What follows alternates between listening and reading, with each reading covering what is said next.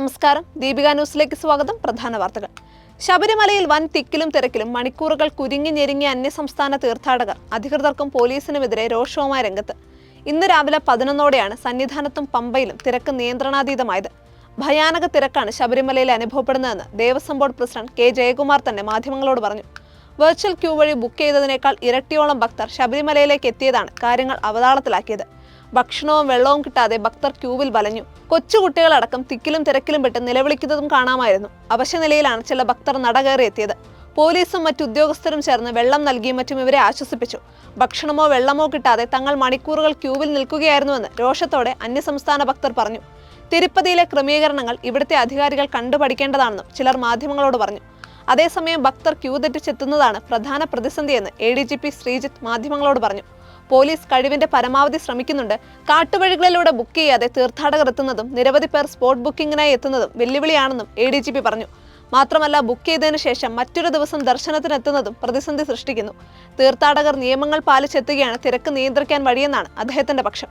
ഇതിനിടെ 2 മണിക്കൂറോളം തുടർന്ന ആശങ്കാജനകമായ തിരക്ക് പോലീസ് പിന്നീട് നിയന്ത്രണത്തിലാക്കി.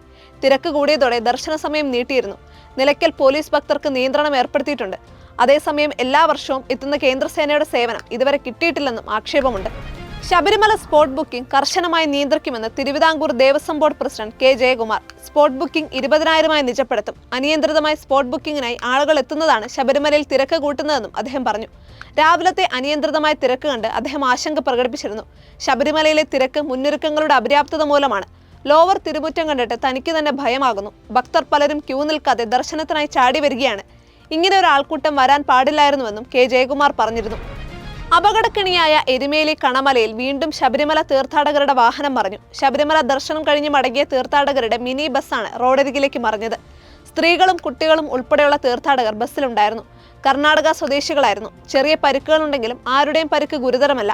ബസിന്റെ ബ്രേക്ക് നഷ്ടമായതാണ് അപകട കാരണം. ശബരിമല തീർത്ഥാടന കാലത്തിന്റെ 2ാം ദിവസമായപ്പോൾ തന്നെ അയ്യപ്പ ഭക്തർ ഉൾപ്പെട്ട 7 അപകടങ്ങളാണ് പലയിടത്തായി ഉണ്ടായത്. ആദ്യ ദിനം തന്നെ 5 അപകടങ്ങളുണ്ടായി. തിരുവനന്തപുരം പള്ളിപ്പുറത്ത് ഇന്ന് ഉച്ച കഴിഞ്ഞ് തീർത്ഥാടകരുടെ വാഹനം മറിഞ്ഞു. ആർക്കും ഗുരുതര പരിക്കില്ല. ഇന്നലെ കാഞ്ഞിരപ്പള്ളി, അമരാവതി, കരിനിലം, മരുതുംമൂട്, എരുമേലി എന്നിവിടങ്ങളിലാണ് അപകടങ്ങളുണ്ടായത്. 4 വയസ്സുകാരിയെ ചട്ടുകം ചൂടാക്കി പൊള്ളിച്ച സംഭവത്തിൽ കുട്ടിയുടെ അമ്മ അറസ്റ്റിൽ. കൊച്ചി മരട് കാട്ടിത്തറ സ്വദേശിയായ യുവതിയാണ് പിടിയിലായത്. കുട്ടിയുടെ ശരീരത്തിലെ പൊള്ളലേറ്റ പാടുകൾ ശ്രദ്ധയിൽപ്പെട്ട സ്കൂൾ അധികൃതർ നൽകിയ പരാതിയിലാണ് മരട് പോലീസ് കേസെടുത്ത് അന്വേഷണം നടത്തിയത്. അമ്മ കുട്ടിയെ സ്ഥിരമായി ഉപദ്രവിക്കാറുണ്ടെന്ന് പോലീസ് വ്യക്തമാക്കി. കുട്ടിയുടെ സ്വകാര്യ ഭാഗത്തുൾപ്പെടെ പൊള്ളലേറ്റിട്ടുണ്ട്. അമ്മ തന്നെ സ്ഥിരമായി ഉപദ്രവിക്കുമെന്ന് കുട്ടി അധ്യാപകരോട് പറഞ്ഞിരുന്നു. തിരുവനന്തപുരം DCC പ്രസിഡന്റ് സ്ഥാനത്ത് നിന്ന് N ശക്തൻ രാജിവെച്ചു. രാജിക്കത്ത് KPCC പ്രസിഡന്റ് സണ്ണി ജോസഫിന് കൈമാറി. പാലോട് രവി രാജിവെച്ചതിനെ തുടർന്ന് താൽക്കാലിക ചുമതലയാണ് ശക്തന് നൽകിയിരുന്നത്. വരുന്ന നിയമസഭാ തെരഞ്ഞെടുപ്പിൽ മത്സരിക്കുന്നതിന് വേണ്ടിയുള്ള പ്രവർത്തനങ്ങൾക്കാണ് ശക്തന്റെ രാജിയെന്നാണ് ലഭിക്കുന്ന സൂചന. മലയൻകീഴ് തച്ചോട്ടുകാവിൽ തെരുവുനായ ആക്രമണം. 4 വയസ്സുകാരെ ഉൾപ്പെടെ 5 പേർക്ക് നായയുടെ കടിയേറ്റു. ഇന്ന് രാവിലെയായിരുന്നു സംഭവം. പരിക്കേറ്റവർ ജനറൽ ആശുപത്രിയിൽ ചികിത്സ തേടി. ഇവിടെ തെരുവുനായ ശല്യം രൂക്ഷമാണ്. വോട്ടർ പട്ടിക തീവ്ര പരിഷ്കരണത്തിനെതിരെ വൻ റാലി പ്രതിഷേധം സംഘടിപ്പിക്കാൻ IICC തീരുമാനം. SIR ചർച്ച ചെയ്യാൻ കോൺഗ്രസ് ഇന്ന് ഡൽഹിയിൽ വിളിച്ച യോഗത്തിലാണ് തീരുമാനം. PCC അധ്യക്ഷന്മാരും നിയമസഭാ കക്ഷി നേതാക്കളും സംസ്ഥാനങ്ങളുടെ ചുമതലയുള്ള നേതാക്കൾ എന്നിവരാണ് യോഗത്തിനെത്തിയത്. കേരളം ഉൾപ്പെടെ 9 സംസ്ഥാനങ്ങളിലെയും 3 കേന്ദ്രഭരണ പ്രദേശങ്ങളിലെയും നേതാക്കൾ യോഗത്തിൽ പങ്കെടുത്തു. ഡിസംബറിൽ ഡൽഹിയിൽ വൻ റാലി സംഘടിപ്പിക്കാൻ യോഗം തീരുമാനിച്ചിട്ടുണ്ട്. സംസ്ഥാനങ്ങളിലും പ്രതിഷേധമുണ്ടാകും. ഡൽഹിയിൽ ചാവേർ ആക്രമണം നടത്തിയ വൈറ്റ് കോളർ ഭീകരൻ ഹമാസ് മോഡൽ ആക്രമണത്തിനാണ് പദ്ധതിയിട്ടതെന്ന് റിപ്പോർട്ട്. ഇസ്രായേലിൽ ഡ്രോണുകളും റോക്കറ്റുകളും മറ്റും ഉപയോഗിച്ച് ഹമാസ് നടത്തിയതിന് സമാനമായ ആക്രമണമാണ് സംഘം പ്ലാൻ ചെയ്തിരുന്നത്. എന്നാൽ ഡോക്ടർമാരുടെ സംഘം അറസ്റ്റിലായതോടെ പദ്ധതി പാളുകയായിരുന്നു.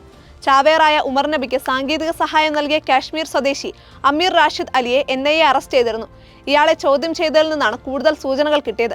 ഉമർ നബി സംസാരിക്കുന്ന വീഡിയോ ദൃശ്യങ്ങളും പുറത്തു വന്നിട്ടുണ്ട്.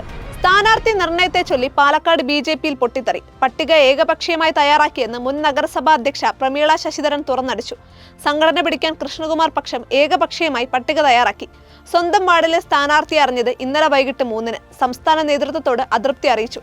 സ്ഥാനാർത്ഥി പ്രഖ്യാപന കൺവെൻഷനിൽ ക്ഷണിച്ചില്ലെന്നും അവർ ആരോപിച്ചു. ഇതോടുകൂടി പ്രധാന വാർത്തകൾ അവസാനിച്ചു.